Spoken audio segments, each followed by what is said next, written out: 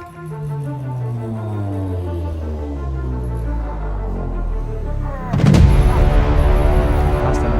bab 7, bab 6. In the new of thinking. Why if adalah we take called dalam mengalah pertama dan asal yang sudah dilangkah itu. Assalamualaikum warahmatullahi wabarakatuh. Apa yang barusan kalian lihat tadi adalah salah satu bagian kecil dari saya melakukan perjalanan selama hampir 72 hari. Saya melakukan sebuah misi yang saya sebut dengan Black Ops 180. Ini adalah misi pribadi saya. Jadi sebenarnya apa itu Black Ops 180? Sederhananya begini. Ini adalah sebuah misi yang saya ciptakan untuk diri saya sendiri, bukan atas perintah siapapun. Tujuannya cuma satu, menguji batas disiplin dan membangun kembali konsistensi, baik fisik maupun mental, selama 180 hari tanpa putus.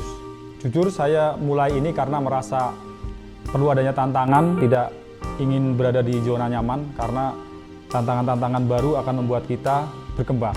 Hadapkan dengan pekerjaan yang semakin banyak, apabila saya tidak mendisiplinkan diri, tentu olahraga saya tidak sekuat dulu lagi. Saya yakin ini berlaku untuk semua orang, bahwa badan yang sehat, badan yang kuat adalah fondasi untuk kita dapat bergerak lebih baik untuk kedepannya.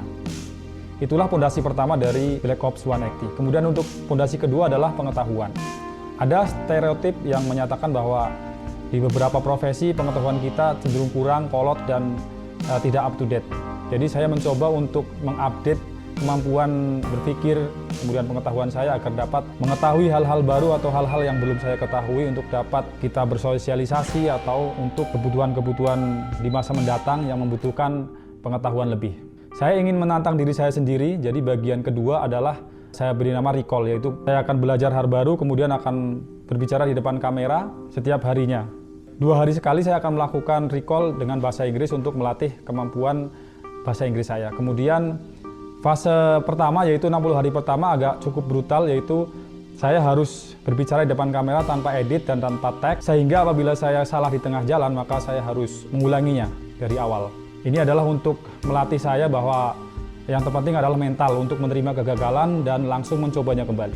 Kenapa semuanya dimulai dari 1 push up, kemudian 6 detik plank di hari pertama?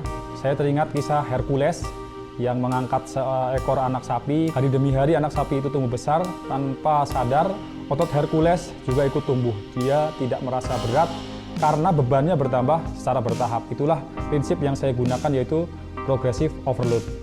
Dan kemudian kenapa 180 hari? Saya baca sebuah riset bahwa kebiasaan baru itu akan benar-benar menjadi habit atau mendarah daging setelah kita lakukan konsisten selama 180 hari sampai dengan 6 bulan.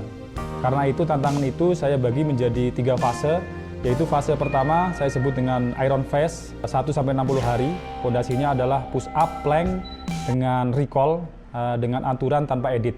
Kemudian fase ini khusus setiap 3 hari sekali melakukan leg day, karena otot butuh untuk recovery, sehingga saya lakukan leg day, kemudian dilanjutkan dengan bahasa Inggris. Jadi kenapa bahasa Inggris di 2 hari sekali? Karena saya menghajar kedua tantangan sekaligus, yaitu fisik dengan kemampuan bahasa, juga kemampuan pengetahuan. Saat ini saya berada di fase kedua, yaitu still phase, yaitu 61 sampai dengan 120 hari. Di fase ini tingkat kesulitan ditambah di fisik, yaitu pull up. Mulai dari 1 di hari ke-61 kemudian bertambah. Sedikit kelonggaran di fase kedua ini, yaitu recall. Saya tidak harus mengulangi dan bisa diedit, yang tujuannya adalah saya bisa menyampaikan hal-hal yang ingin saya sampaikan di media seperti ini. Nanti jika berhasil fase kedua, fase ketiga adalah platinum, yaitu 121 sampai 180 hari yang akan ditambah dengan dips. Artinya selama 180 hari misi ini tidak boleh berhenti. Jika bolong 1 kali, besoknya harus dibayar double. Jika bolong 2 kali, saya anggap gugur dan harus mengulang dari awal atau dari hari pertama. Jujur saya pernah bolong 1 kali karena sakit, dan kemudian esoknya badan masih sakit, harus saya tetap melakukan dan mendouble. Sampai sekarang tidak bolong lagi, sehingga saya berpikir bahwa saya akan mampu melakukan tantangan ini. Pernah juga berpikir untuk hentikan saja tantangan ini karena tidak ada yang tahu juga ini adalah tantangan pribadi, tapi disitulah ujiannya. Ini adalah perang melawan diri sendiri. Jadi setelah 72 hari apa yang saya rasakan, yang jelas fisik terasa lebih kuat, tapi perubahan besarnya ada pada mental. Saya belajar bahwa disiplin itu bukan tentang motivasi. Motivasi itu naik turun. Disiplin adalah melakukan apa yang harus kita lakukan, bahkan saat kita sama sekali tidak ingin melakukannya. Saya juga belajar bahwa sempurna adalah musuh dari selesai, terutama dari sesi recall tanpa edit itu. Saya belajar untuk terus maju meskipun ada kekurangan. Dan yang terpenting, saya belajar untuk menepati janji pada diri saya sendiri. Perjalanan ini masih sangat panjang, masih sekitar 108 hari lagi, dan saya mengundang kalian semua untuk ikut mengawal perjalanan ini, bukan untuk melihat saya, tapi menjadi pengingat bagi kita semua bahwa kita mampu melakukan hal-hal luar biasa jika kita konsisten. Mungkin tantangan kalian bukan push up, mungkin tantangan kalian adalah belajar bahasa baru, membaca buku setiap hari, atau memulai sebuah usaha. Apapun itu, mari kita jalani misi kita masing-masing. Tulis di kolom komentar apa misi pribadi yang sedang kalian jalani atau ingin kalian mulai.